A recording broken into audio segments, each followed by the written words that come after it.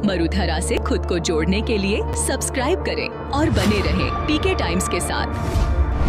उस समय 1965 का 1971 का और युद्ध की वो कहानियाँ सुनते थे, बड़ा जोश आता है। जब आप वीरों की कहानियाँ सुनोगे तो सीधी सी बात है कि आपके अंदर वीरता के भाव सबसे ज़्यादा होंगे। देश की आज़ादी के बाद में यहाँ के लोग तो ब्लैकआउट को झेले नहीं, यहाँ का व्यक्ति कभी बिकता नहीं। तो गद्दार तो जहाँ पर बैठे हैं वहाँ तो एंट्री कर रहे हैं लोग। और एक बुजुर्ग का मैंने वीडियो देखा, उन्होंने बुजुर्ग ने कहा कि मोदी तुम तो उत्तर का मामला संभालो, ये दक्षिण तो मैं अकेला निपटा दूंगा। हमारी टीम पीके टाइम्स का जो एपिसोड चल रहा है उस एपिसोड के अगली पेशकश में आज हमारे साथ है बाड़मेर की शिक्षा के क्षेत्र में पूरे राजस्थान ही नहीं अपितु भारतवर्ष में अपना परचम लहराने वाले प्रेम सिंह जी सर, जो कि हमारे साथ जुड़े और इनसे हम चर्चा करेंगे और जानना चाहेंगे कि अभी जो 3 दिन का जो युद्ध चला, जिस युद्ध की स्थिति के बाद हमारा देश उभरा है और सर जो है वो हमारे साथ पश्चिमी जो बॉर्डर है उससे बिलोंग करते हैं और इनसे हम जानना चाहेंगे कि आप क्या महसूस करते हैं बाहरी बॉर्डर के लोगों से और हमारे यहाँ के जो लोग हैं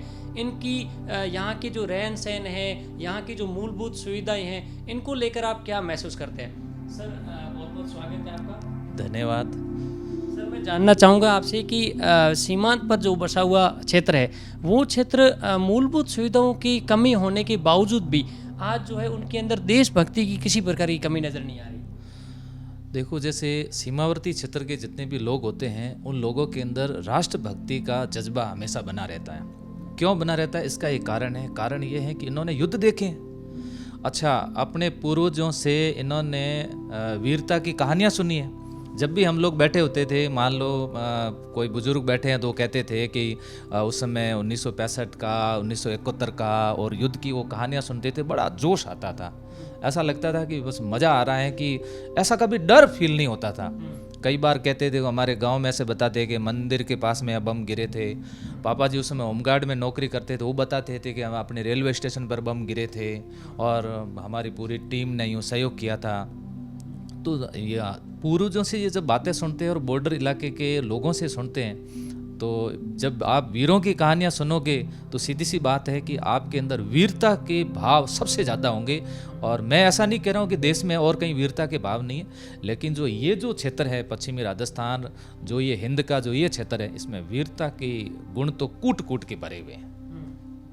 बिल्कुल सर, आज हमने भी ये जो हमारा एपिसोड चलाया उसके पीछे का यही कारण था कि हम जब जैसे ही जो आदेश निकला कि जो पाकिस्तान मुल्क से जो देश के हमारे यहाँ पर जो लोग आ रखे हैं उनका वीज़ा ख़त्म किया जाता है, उन्हें वापस भेजा जाता है, तब से लेकर और युद्ध विराम की स्थिति तक हमने बॉर्डर के गाँव में लोगों से बात करने की कोशिश की।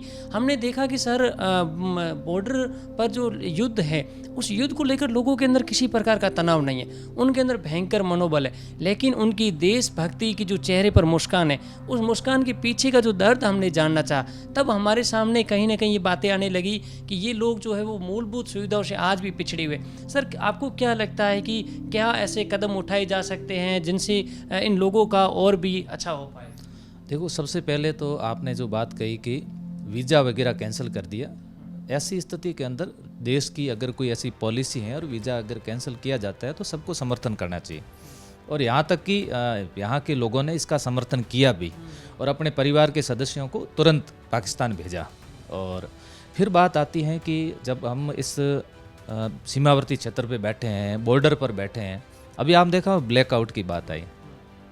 मुझे ऐसा लग रहा है कि पिछले कई वर्षों से देश की आज़ादी के बाद में यहाँ के लोग तो ब्लैकआउट को झेले रहे हैं। मैंने तो खुद ने ब्लैकआउट खूब देखा है। मैं चिमनी से पड़ा हुआ हूँ, लाइटें कहाँ थी, यहाँ तो पहले से ब्लैकआउट था। अभी जैसे ब्लैकआउट हुआ तो मुझे तो नहीं लगता कि यहाँ के लोगों को कोई यूँ असहजता महसूस हुई होगी।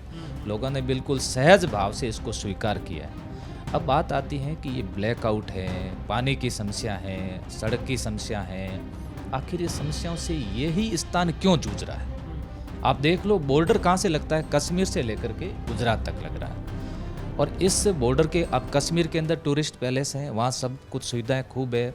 पंजाब के अंदर वाघा बॉर्डर आ गया, वहाँ सुविधाएं भी हैं, लेकिन इस हिस्से के अंदर, इस हिस्से को पता नहीं क्यों सरकार के ध्यान में नहीं है। यहाँ तो या सरकार ये सोच रही है यहाँ तो वीर लोग रह रहे हैं तो यहाँ ध्यान देने की आवश्यकता नहीं है, ब्लैकआउट ही ठीक है।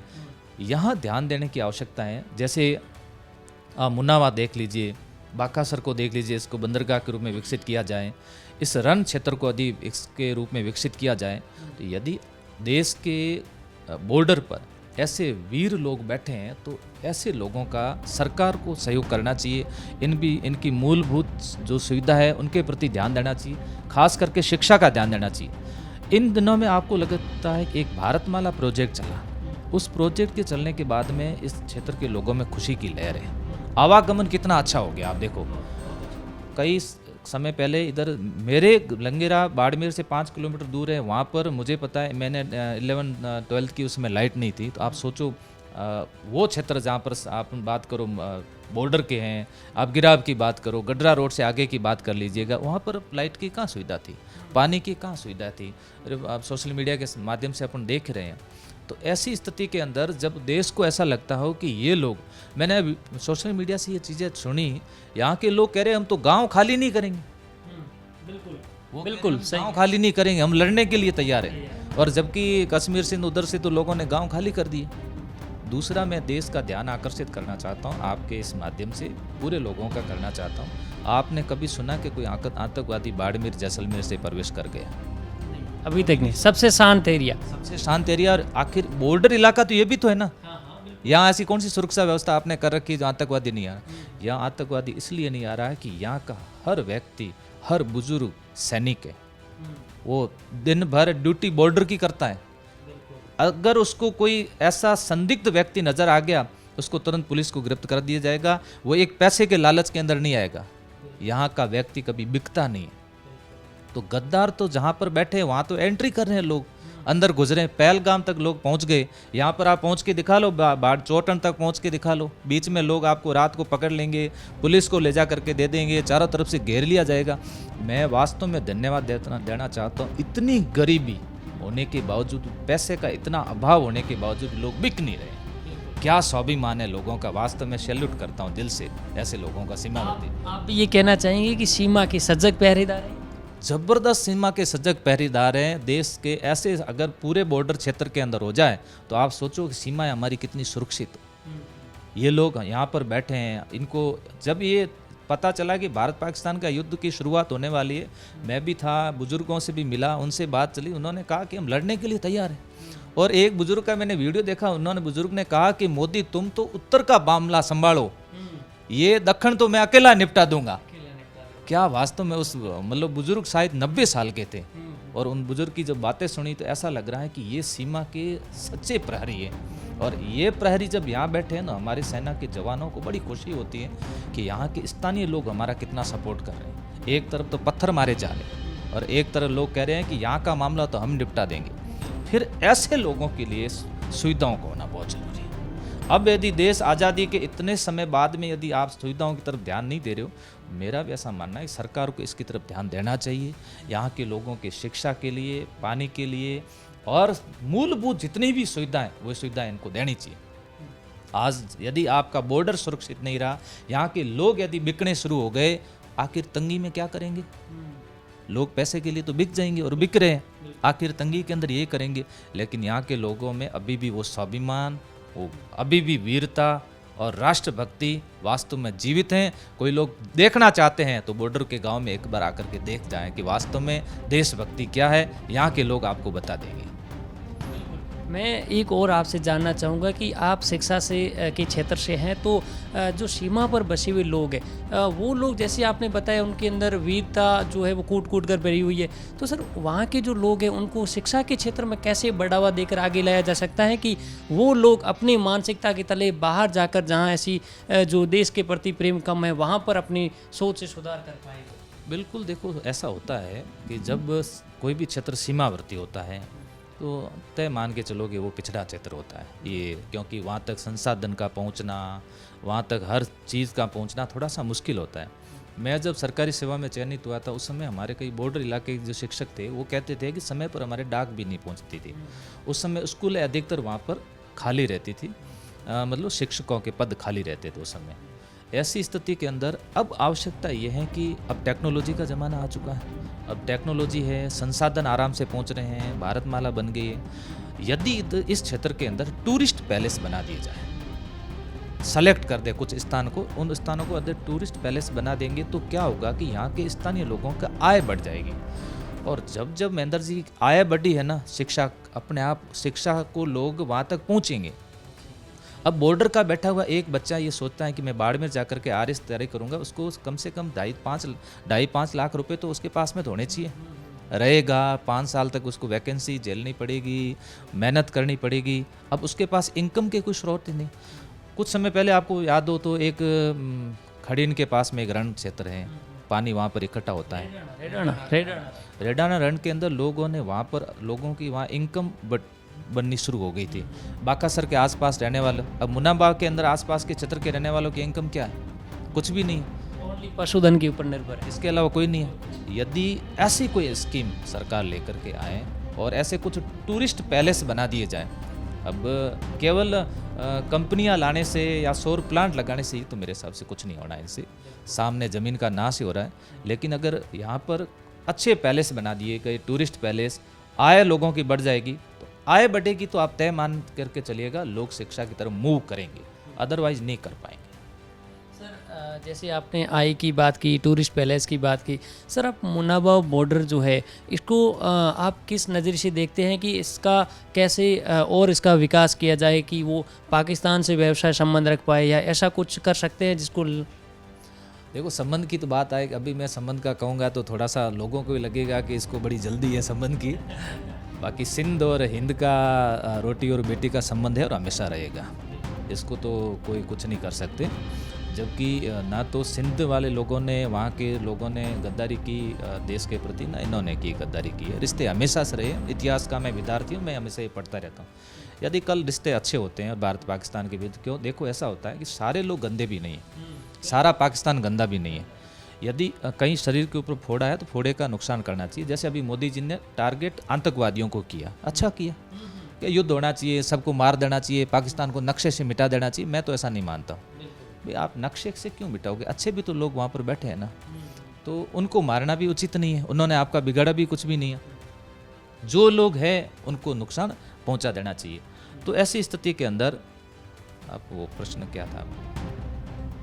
ये था कि जो मुनाबा बॉर्डर है, अब ऐसी स्थिति के अंदर अब क्या करना है? जैसे भारत और पाकिस्तान के रिश्ते अच्छे हो जाते हैं तो मुन्नाबा बॉर्डर को, जैसे इधर नज़दीक देखे एक बंदरगाह पड़ता है कराची बंदरगाह, इससे कनेक्ट कर सकते हैं। कराची यहाँ से नज़दीक, बिल्कुल जैसे वाघा बॉर्डर से हैं, उससे ये नज़दीक है, इससे कनेक्ट कर सकते हैं। आवागमन को कनेक्ट कर सकते हैं। सूखा बंदरगाह जैसे बन रहा है बाकासर, इसको आपस में कनेक्ट कर सकते हैं, जोड़ सकते हैं, यदि परिस्थितियाँ अच्छी रहें तो। क्योंकि अभी तो देखो माहौल ऐसा बना हुआ, सब पाकिस्तान को दुश्मन मान करके बैठे हैं, और मैं ही दुश्मन ही मान करके बैठा हूँ, मैं उसको कोई दोस्त नहीं मान करके बैठा हूँ। ये है कि सारे लोग अच्छे होते हैं। कुछ कूटनीतिक पॉलिसियाँ ऐसी होती है जिसके तहत मोदी जी को ये डिसीजन लेना पड़ा, लेकिन लोग क्या भावनाओं में बहुत जल्दी बह जाते हैं, बस मारो मारो मारो मारो, युद्ध होना चाहिए, युद्ध होना चाहिए। आप युद्ध के पक्ष में थे या फिर आपका क्या मानना, आपका व्यक्तिगत मत क्या है? मेरा तो देखो ऐसा व्यक्तिगत मत ये था कि जिन्होंने ये कृत्य किया है उनको सबक सिखाया जाना चाहिए। आतंक के जितने भी पाकिस्तान के ठिकाने उनको चुन चुन के मारना चाहिए। लेकिन आज की समय में अब युद्ध लठ से तो होना नहीं है, तोपों से तो लठ होना नहीं युद्ध। अब युद्ध कैसे होगा? मिसाइलों से युद्ध होगा। ऐसी स्थिति के अंदर युद्ध अंतिम लास्ट निर्णय रखना चाहिए। जब ऐसा लगे कि अब कोई विकल्प नहीं है, अंतिम विकल्प युद्ध रखना चाहिए था। उससे पहले, युद्ध से पहले इन लोगों को सबक सिखा देना चाहिए। दूसरा होता कूटनीति, बहुत बड़ी चीज़ होती है। इसको अकेला कर दो, पूरे वैश्विक स्तर पर इसको अकेला कर दीजिएगा, ऐसी कूटनीतिक प्लान लाना चाहिए। क्योंकि वर्तमान परिस्थितियां में यूक्रेन देख लो आप, विश्व में सबसे ज़्यादा परमाणु बम है रूस के पास में, उसके बावजूद यूक्रेन अभी भी वहाँ पर उनका संघर्ष चल रहा है। इजराइल और फिलिस्तीन का आप देख लीजिएगा कितना लंबा संघर्ष चला है, और ये और चलेगा, लंबा संघर्ष चलेगा। ऐसी स्थिति के अंदर कुछ कूटनीति प्लान होने चाहिए। मैं युद्ध के पक्ष में नहीं था, मैं ये सोच रहा था कि युद्ध कोई विकल्प नहीं है। विकल्प यही है कि इन लोगों को अच्छे तरीके से सबक सिखा दिया जाए, आतंक के ठिकाने हैं उन सबको नष्ट कर दिया जाए।